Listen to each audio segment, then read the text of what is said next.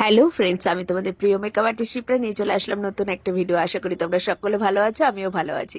পৌঁছে গেছি ভিড় ট্রেনে করে কোথায়, হালিশহর। হালিশহরের সাথে আমার একটা অফিসিয়াল সম্পর্ক আছে।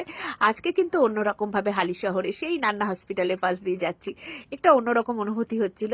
যাই হোক, আসলে আমরা জায়গাটা চিনি না, তাই আমার ক্লায়েন্টের বাড়ির থেকে নিতে এসেছিল।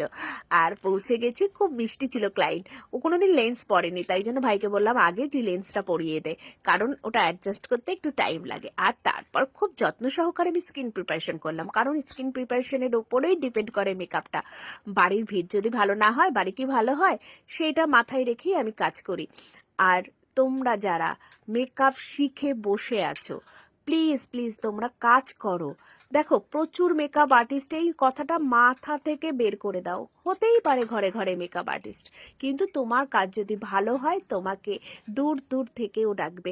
আজকে এই ক্লায়েন্ট আমাদের ফেসবুক পেজ থেকেই বুকিংটা করেছে, এবং মানে এতে আমি মনে করি আমার এটা পরিশ্রমের ফল। আমি যে কাজ করে যাচ্ছি তার জন্যই আজকে আমাকে এত দূর থেকেও মানে আমাকে ডাকছে, খুঁজছে।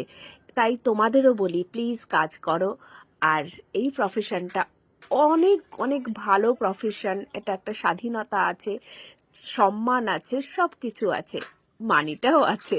যাই হোক, তোমরা এর ফাইনাল লুকটা দেখো কেমন হয়েছে, একটু কমেন্ট করে জানাও, কারণ তোমাদের কমেন্টে এর আশাই তো আমি থাকি। আর আমার তোকে খুব ভালো লাগছিল তোমাদের। এরপর আবার একটা নতুন ভিডিও নিয়ে আসবো। প্লিজ ভিডিওটা না টেনে দেখো, সাথে থাকো।